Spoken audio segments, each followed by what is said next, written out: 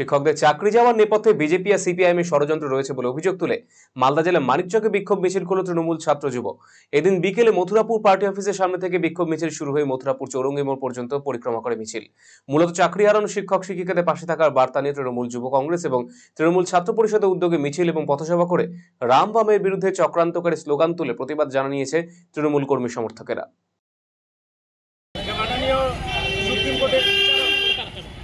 আমাদের রাজ্যে 2016 26,000 প্যানেল বাতিল করেছেন একটা রাজনৈতিক চক্রান্তের বিরুদ্ধে।